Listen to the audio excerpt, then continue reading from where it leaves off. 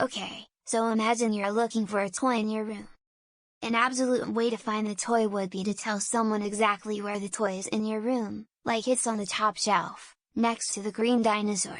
A relative way to find the toy would be to give clues about where the toy is in relation to other things in your room, like it's next to the toy car. In the same way, when computers are trying to find a certain item on a web page, they can use either an absolute or relative path to find it.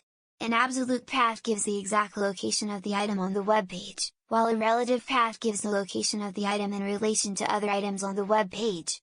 The absolute path starts with the root of the page, and goes through all the parents to the final children, e.g., HTML-GT, Body-GT, Div-GT, A.